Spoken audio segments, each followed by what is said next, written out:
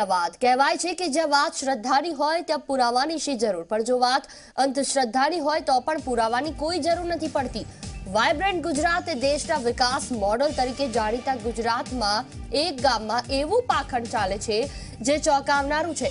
રાજકોટ અને મોરબીની વચ્ચે 2,500ની વસ્તી ધરાવતા હડાળામાં છેલ્લા 3 માસથી એક અલગ પ્રકારની અંધશ્રદ્ધાની હાટડી ચાલે છે। આ ગામમાં 50 વર્ષના નગીનભાઈ આંબલિયા કેન્સર, ડાયાબિટીસ અને અન્ય રોગને બીડીનું કશ લઈ ધુમાડો ફેંકી દૂર ભગાડવાનો દાવો કરે છે। આ ધુમાડા ઉપચારનો લાભ લેવા દર મંગળ ગુરુને શનિવારે 20 થી 25,000 લોકો ઉમટે છે। શરૂઆતમાં જો માત્ર હડાળા ગામના લોકો જ આ ધુમાડા ઉપચાર કેન્દ્રનો લાભ લેતા હતા, પણ જેમ જેમ આ અંધશ્રદ્ધાની વાતો મળતી ગઈ તેમ તેમ ગ્રામ્ય વિસ્તાર અને સૌરાષ્ટ્રના શહેરી વિસ્તારની ધાર્મિક પ્રજા હડાળા આવતી ગઈ। સપ્તાહમાં 3 દિવસ હડાળામાં એવી ભીડ એકઠી થાય કે ગામમાં જાણે મહાકુંભનું આયોજન થયું હોય તેવા દ્રશ્યો સર્જાય। ખાસ વાત એ છે કે નગીનભાઈ આંબલિયાની ધુમાડા ટેકનોલોજીનો લાભ લેવા ભક્તોએ ન પૈસા આપવા પડે છે, ન શ્રીફળ, ન પ્રસાદ કે ન અન્ય ચડાવો। હા, જો દર્દી સાજો થઈ જાય ને પોતાની આસ્થા મુજબ કંઈક આપવા માંગે તો દાન પુણ્ય જરૂર કરી શકે છે। આ ધુમાડા સેવાથી સ્વસ્થ બનેલા ઘણા ભાવિકોએ તો પોતાનું ખેતર પણ દાનમાં આપવાની ઓફર કર્યાનું જાણવા મળ્યું। ધુમાડાથી મોટા રોગ ભગાડવાનો દાવો કરનારા નગીનભાઈ આંબલિયાનો દાવો છે કે 2 વર્ષ પહેલા તેઓ સૂતા હતા ત્યારે કોઈ સાધુએ તેમને જગાડીને કહ્યું કે तुम बीड़ी पीना और जिसको भी दर्द हो उसको फूंक मारना, दर्द गायब हो जाएगा। नगीनभाईનો દાવો છે કે સાધુએ તેમને 3 સૂચના આપી હતી। એક સૂચના હતી કે કોઈની પાસેથી પૈસા ન લેતા, બીજી સૂચના હતી કે બેન દીકરીને ખરાબ નજરથી ન જોતો અને ત્રીજી સૂચના હતી કે દર્દીને એક જ વખત બીડીની ફૂંકની પ્રસાદી આપવી। આટલું કહીને સાધુ ચાલ્યા ગયા। આ ઘટનાના મહિનાઓ સુધી નગીનભાઈએ સાધુની સલાહને ખોટી માની, પણ છેલ્લા માસથી તેમણે બીડીની ફૂંકથી લોકોના દર્દ દૂર કરવાનું શરૂ કર્યું। ખાસ વાત એ છે કે મોટી સંખ્યામાં દર્દીઓ આવવા લાગતા હવે એક થાળમાં અનેક બીડીઓ પેટવામાં આવે છે। આ થાળમાંથી 2-3 બીડી નગીનભાઈ પીને ધુમાડો દર્દીઓ પર છોડે છે। અગાઉ બપોરે 3 થી રાતના 12 વાગ્યા સુધી નગીનભાઈ આવી રીતે બીડીની ફૂંકથી દર્દીઓને સાજા કરતા હતા, પણ હવે બપોરે 12 થી રાતના 12 એટલે કે 12 કલાક સુધી ધુમાડા ઉપચાર કેન્દ્રમાં સેવાનો ધોધ વહે છે।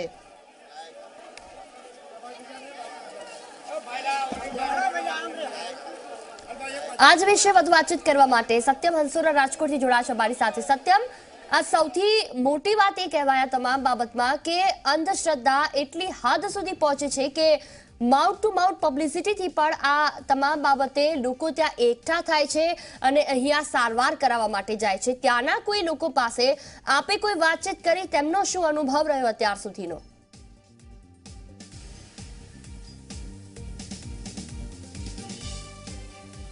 જી ચોક્કસથી જોહી આપને જણાવ્યું હતું કે એક તરફ સૌરાષ્ટ્ર એટલે કે રાજકોટની એમ્સની ભેટ મળી છે કે એમ્સ થકી જે મોટા જે રોગો છે કે તેનું તુરંત પરે સારવાર એમ્સ થકી લોકોને મળી રહેશે ને એવા સમયે કે જે આ ડોક્ટરો કેટલાક રોગો પર હાથ ઊંચા કરી દેતા હોય છે તેવા રોગો પર આજે બાબા એક હડાણા ગામની આ જે ઘટના છે કે જ્યાં નગીનભાઈ નામના જે 50 વર્ષીય જે વ્યક્તિ છે કે તે એવો દાવો કરે છે કે પોતે એક સિગરેટનો ધુમાડો ફૂંકે અને તેમની જે ભાવિકો જે તેમની પાસે આવે છે કે તેમનું જે દર્દ છે, જે દર્દીઓ તેમની પાસે આવે છે તેમનું દર્દ માત્ર એક ધુમાડાથી જતું રહે છે। આવો દાવો નગીનભાઈ કરી રહ્યા છે અને આ દાવાની વચ્ચે છેલ્લા 3 મહિનાથી નગીનભાઈ હડાણા ગામમાં આખી આજે કહી શકાય કે એક વસ્તુ ચલાવે છે અને જેમાં મોટી સંખ્યામાં જે દર્દીઓ છે કે ત્યાં પહોંચે છે। કોઈ દર્દીને કેન્સર હોય છે, કોઈને ડાયાબિટીસ હોય છે, કોઈને ભખંદર હોય છે, આવા અનેક રોગો સાથે જે દર્દીઓ છે કે ત્યાં પહોંચે છે અને જે આ સાધુ છે કે જે આ કહી શકાય કે નગીનભાઈ નામના જે ખાખી બાપુ નામના જે આ વ્યક્તિ છે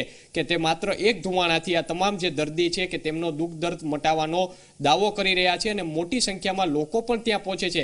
કેટલાક લોકો આ દાવાને સાચા માની રહ્યા છે, કેટલાક લોકો આને એક ભગવાનનું સ્વરૂપ પણ માની રહ્યા છે, તો કેટલાક લોકોને હજુ સુધી જે બીમારી દૂર કરવા માટેની આ લોકો પહોંચ્યા છે તેમની બીમારી હજુ સુધી દૂર પણ નથી થઈ। પરંતુ જે પ્રમાણેના છેલ્લા 3 મહિનાથી સૌપ્રથમ જ્યારે આ નગીનભાઈ નામના જે વ્યક્તિ છે કે જ્યારે તેમણે શરૂઆત કરી 3 મહિના પહેલા ત્યારે માત્ર હડાણા ગામના જ લોકો સંપર્કમાં હતા। પછી ત્યારબાદ હડાણા ગામના કેટલાક જે લોકો છે કે તેમને દર્દ છે તે મટી ગયા અને આ વાત વાયુ વેગે સૌરાષ્ટ્રમાં પ્રસરી ગઈ અને મોટી સંખ્યામાં સૌરાષ્ટ્રમાંથી જે લોકો છે કે મંગળ, ગુરુ અને શનિવારે અહીં હડાણા પહોંચે છે અને આ જે નગીનભાઈ એટલે કે ખાખી બાપુ નામના આ જે વ્યક્તિ છે કે તેમના માત્ર એક ધુમાડાથી પોતાને દુઃખ દર્દ તેમની પર રહેલું છે કે કોઈ પણ કેન્સર હોય, ડાયાબિટીસ હોય કે કોઈ પણ પ્રકારનો રોગ હોય, જે રીતે આપણે કહ્યું કે કેટલાક લોકો એવા છે કે જેને રોગ મટી જાય છે, તો કેટલાક એવા પણ છે કે જે હજી સુધી પોતાની બીમારીમાંથી બહાર નથી આવ્યા. એટલે બંને તરફના લોકો છે. ઘણી વખત એવું પણ હોય કે જે લોકો સાજા થવાના જ હોય અને અહીંયા પહોંચ્યા હોય, તો આ પ્રકારની અંધશ્રદ્ધાને ડામવા માટે ત્યાં કોઈ પોલીસ છે કે કેમ? તો આ સાથે સાથે તમામ લોકો પાસેથી પૈસા લેવામાં નથી આવતા, એટલે છેતરપિંડીનો બનાવ તો ક્યાંક નથી બનતો.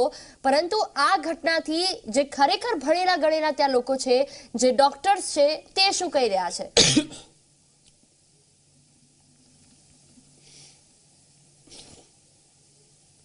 જી ચોક્કસથી જે વિડીયો જે સામે આવ્યા છે અને જે વિડીયોમાં પણ સ્પષ્ટપણે જોઈ શકાય છે કે મોટી સંખ્યામાં લોકો છે કે ત્યાં પહોંચે છે, પરંતુ જ્યારે આ વિડીયોને નિરખીને જોવામાં આવે તો વિડીયોની અંદર રહેલા જે લોકો છે તે ક્યાંક ને ક્યાંક ગામડાના લોકો છે, એટલે કે ગ્રામ્ય પ્રજા જે રહેલી છે. કોઈ પણ વ્યક્તિ સિટીની એટલે કે જેમ કે રાજકોટ છે, મોરબી છે, આ જે મેગા સિટી કહી શકાય કે આ મેગા સિટીમાંથી કોઈ પણ લોકો અહીં પહોંચતા નથી. તો એક સ્પષ્ટપણે કહી શકાય છે કે આ અંધશ્રદ્ધા છે તે માત્ર ગ્રામ્ય પંથકમાં રહેતા લોકોમાં છે અને એ જ વાતને લઈને સૌરાષ્ટ્રભરમાંથી એટલે કે સૌરાષ્ટ્ર અને રાજકોટ જિલ્લાના અનેક ગામડો કહી શકાય, જેમ કે ગોંડલ છે, ગોંડલની બાજુમાં જસદણ છે, આવા તમામ જે આસપાસના જે ગ્રામ્ય પંથકો છે કે ત્યાંથી લોકો અહીં પહોંચે છે. અને જે આ ખાખી બાપુ નામના જે વ્યક્તિ જે દાવો કરી રહ્યા છે તે પણ એક ગ્રામ્ય પંથકમાં જ બેઠેલા છે.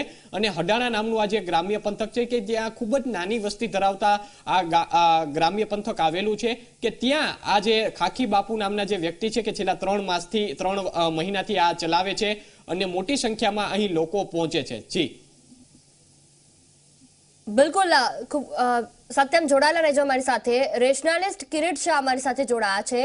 કિરીટભાઈ, જે સમગ્ર ઘટના બહાર આવી છે રાજકોટની, કેન્સર અને ડાયાબિટીસ દૂર કરવાનો દાવો છે આ વ્યક્તિનો, અને તે એક બીડીની ફૂગથી લોકોની બીમારી દૂર કરે છે. અને ઘણા બધા લોકો એવા છે કે જેમની બીમારી દૂર થઈ છે, તો કેટલાક એવા પણ છે કે જેમની બીમારી દૂર નથી થઈ. આ પ્રકારની અંધશ્રદ્ધા હજી પણ લોકોમાં છે અને લોકો જાય પણ છે. હા, જુહી, બીડીના ધુમાડાથી કોઈ રોગ દૂર થાય નહીં. બીડીનો ધુમાડો આટલા બધા સમગ્ર માનવજાત ઉપર અસર કરે નહીં, પહેલી વાત છે. બીજું કે ધુમાડો હંમેશા ઉપરની તરફ જાય. હેલો